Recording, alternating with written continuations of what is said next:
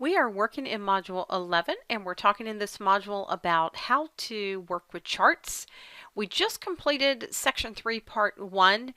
There were more options as far as editing charts, so I wanted to go ahead and create this Part 2 for you so that we could continue to see the rest of the options. One of the things we just did in the previous section was we changed our color inside of our German division or the German series. And we did that by using the shape fill option right up here. In addition to just having a plain color, I might decide that I want a picture. That would be a file that's already in my computer somewhere and I could pull it in and have a picture inside of each of those bars. A gradient would allow me to have a variation of the colors.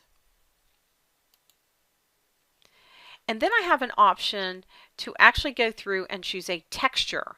And you can't change the color of these textures, but you could use one of these textures if you want it.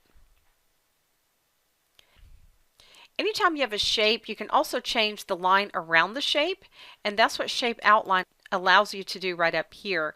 Let's say I'd like to have this darker color around the edges. I can just choose that. Now you may not be able to see it very well because it's very thin, but there is a line around each of these. Shape effects, this is going to allow my shape to have a shadowed effect if I'd like. You can have some where the shadows kind of lay on the ground like you see back here. You might have a glow around your objects. You can kind of see those right back there.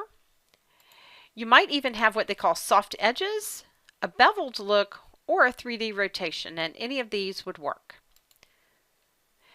Now we've changed some of the options for our actual German division, but let's talk about the plot area back here because that's also something we can change these options for.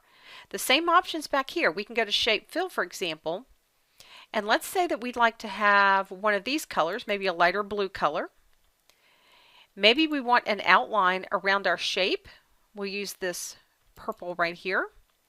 And then let's say we want to have a shape effect. Maybe we want to have a glow around ours. We could do that as well. Lots of different options, and you have to get in there and just play with these. I want you to notice a couple of other things you can do. There are shape styles. If you don't have time to play with the different options like we did, you can go through and pick some of these various styles and just use those instead of manually changing all of the shapes. I'll just go up and actually undo that. Like I said, there are a ton of options. You just have to get in here and play with them and really enhance your charts. What I'd like to do now is we're going to go ahead and go over into the next section, and I want to show you in the next section how you can actually use graphics to enhance your charts.